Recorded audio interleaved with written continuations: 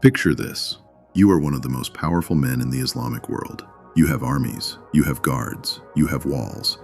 And one morning, you wake up next to your bed, and there, stuck into the floorboards, is a dagger. Not thrown, not left by an intruder who panicked and fled. Placed, gently, while you were asleep, next to your head. That is not a threat. That is a business card.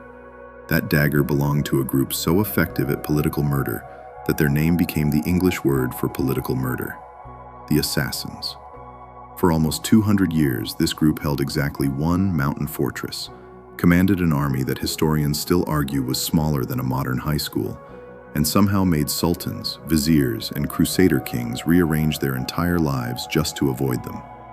This is the story of how a small, surrounded, wildly outnumbered religious sect turned fear itself into a weapon, and very nearly outsurvived the empires trying to crush. Our story starts in Persia in the late 11th century with a man named Hassan-i Sabbah. Hassan was smart, deeply religious, and, crucially, on the losing side of a massive succession dispute inside Ismaili Islam, a branch of Shia Islam already considered dangerously radical by the ruling Sunni Seljuk Empire. Being on the losing side of a succession dispute in this era was less, you lose the argument, and more, you lose your head. So Hassan did what any reasonable underdog does. He found a mountain nobody wanted, and he took it. That mountain held a fortress called Alamut, which translates roughly to Eagle's Nest, perched so high and so isolated that supplying an army to besiege it was a nightmare, and defending it required almost nobody at all.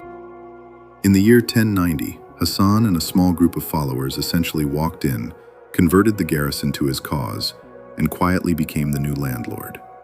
No massive battle, no siege, just excellent real estate instincts and better recruiting. From Alamut, Hassan built a network, not a kingdom, a network. Small, fortified outposts scattered across Persia and later Syria, each one nearly impossible to besiege, each one loyal directly to him. He had, by any military measure, a joke of an army compared to the Seljuk Empire surrounding him on every side. So he built a different kind of army entirely. Here's the problem Hassan was solving.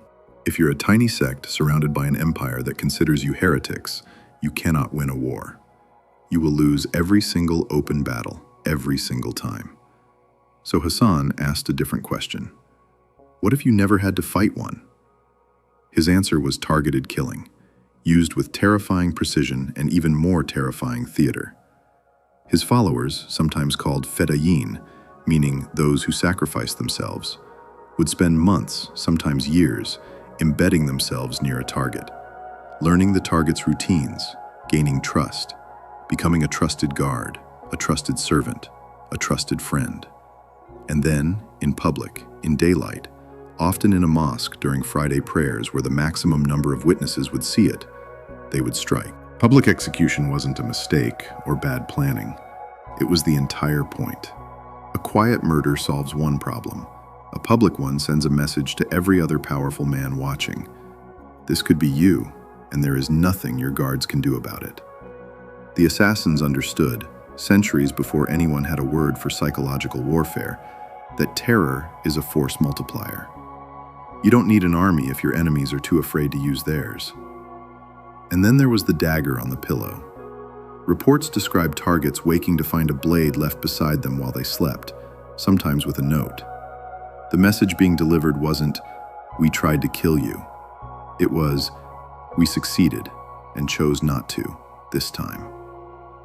Imagine trying to rule an empire, hold court, plan a war, while knowing that anyone in your household, your kitchen, your guard rotation, might already belong to Alamut. Naturally, powerful people who survive terrifying near misses tend to tell dramatic stories about it, and those stories spread. Crusader chroniclers in particular went absolutely wild with the legend.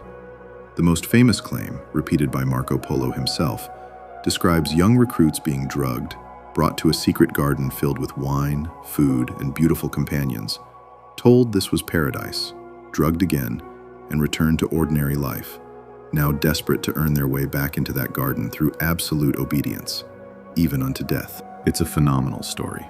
It's also almost certainly propaganda. likely built partly from the word hashish, which some medieval writers linked to the group, giving us the term Hashashin, which European chroniclers eventually mangled into assassin. Most modern historians are skeptical that any secret garden ever existed. But here's the fascinating part. It didn't need to be true. The story itself was a weapon. If your enemies believe your followers will do literally anything, sacrifice themselves without hesitation for a paradise they've already tasted, that belief alone changes how carefully they guard their sultans. By the height of their influence, the assassins had killed or attempted to kill an extraordinary list of targets: viziers, generals, at least one caliph, and, during the Crusades, both Christian and Muslim leaders alike, including a failed attempt on Saladin himself, who reportedly became so rattled he began sleeping in a specially built tower surrounded by chalk circles so he could hear anyone approaching in the dark.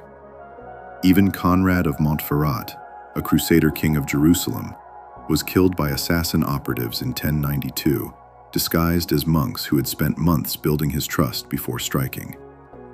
Here's the twist nobody expects.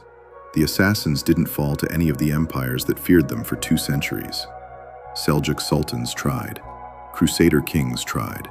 None of them managed it. What finally ended Alamut wasn't a rival empire at all. It was the Mongols. In 1256, Hulagu Khan, grandson of Genghis Khan, arrived with a force that made conventional siege look quaint. The same isolated mountain geography that had protected the assassins for 166 years meant almost nothing against an army with the scale, patience, and sheer overwhelming force of the Mongol war machine. Alamut surrendered without the kind of legendary resistance you'd expect from a group with this reputation.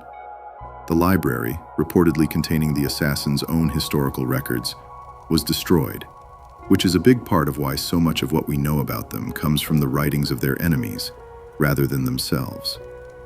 The irony is almost too clean.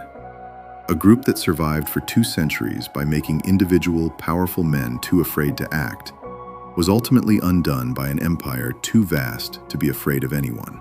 So the next time you hear the word assassin, remember it didn't start as a job description.